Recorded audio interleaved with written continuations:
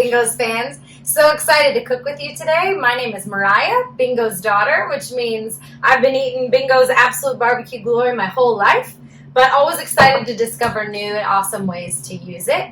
So today what we're going to be making is some delicious barbecue pulled pork slathered in Bingo sauce, which is so yummy and so easy, such a crowd pleaser, really simple to make.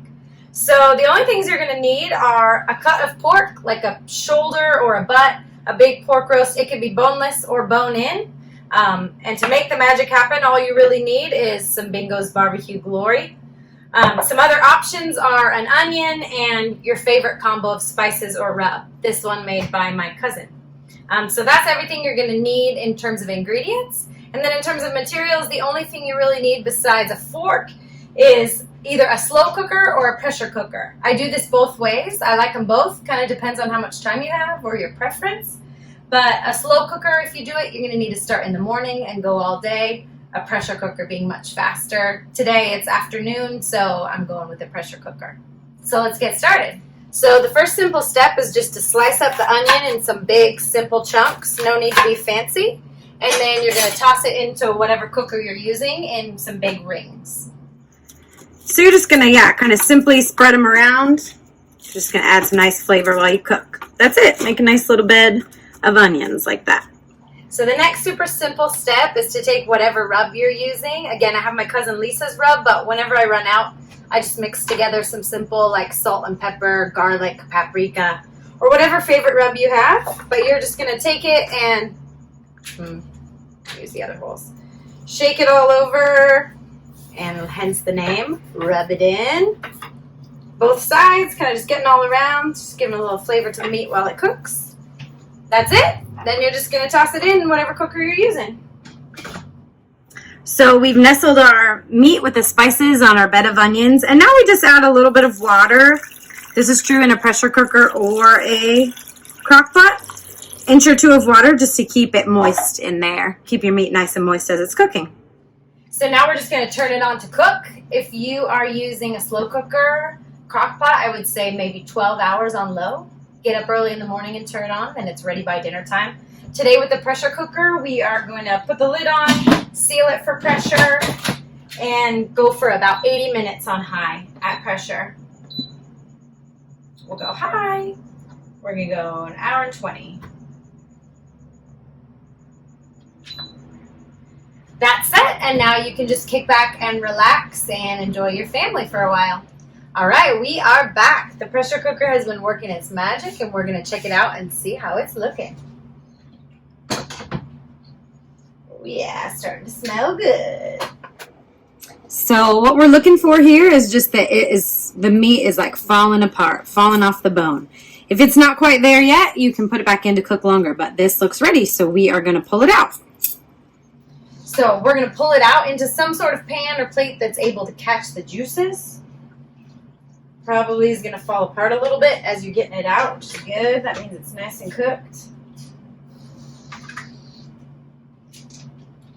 And then now that we've got it out, we're just going to get to work. 2 forks is kind of the best thing, and just start pulling it apart, shredding it into all those nice little pieces.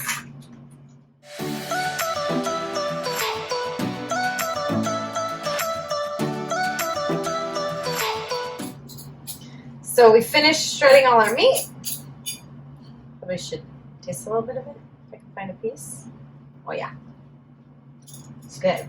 And this is where the real magic happens. We're going to put it back in just to stir it up with some sauce and warm it up. But we have a bunch of pan juices left here, so we're going to pour those out.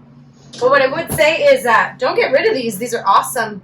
A great base for your next soup or broth. So I like to pour it into a pitcher and strain them and degrease it and then pop it in the freezer or use it later in the week in a soup. So save your pan juices, but drain them out for now. And when you've got the juices gone, you're just going to dump this right back into, this works same crock pot or pressure cooker. Dump it all back in and turn on a little bit of heat. In the crock pot, you put it on high. In the pressure cooker, whatever like browning or saute function you have, you're just going to turn it back on for a little bit to give it a little heat.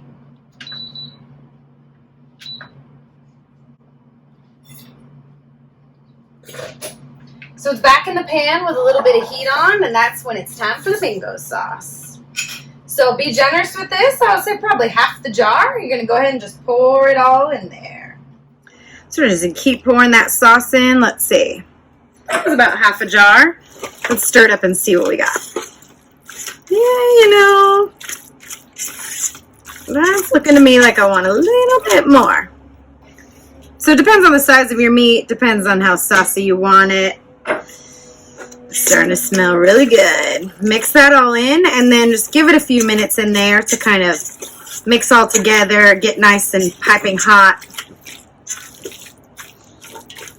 All right, so now that we've got this big pot of bubbly barbecue glory tasting meat, you should probably taste it.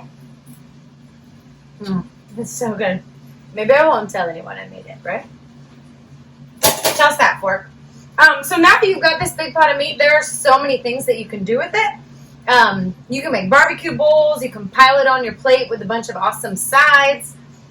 You can put it on pizza. I mean, really, anything that kind of fits what you want to do. Today, what we're going to do is pile it high on some classic pulled pork barbecue sandwiches with a little bit of kind of simple homemade coleslaw that's just cabbage and carrots and green onions with a simple vinaigrette.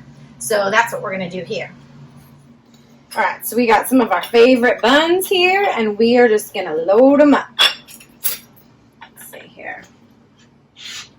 Kind of pile them high with all that juicy goodness. Woo! It's going to be messy, and that's good. I like it kind of falling out of my sandwich. Guess I'll share some with somebody else.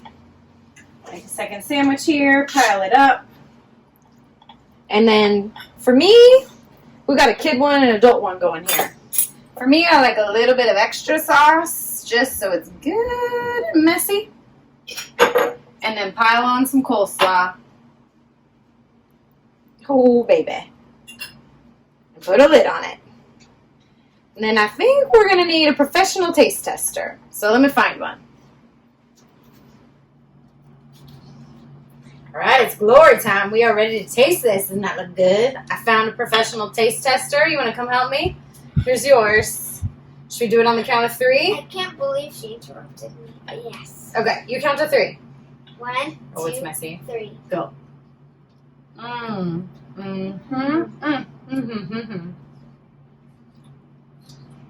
do you I'm think? glad she interrupted me.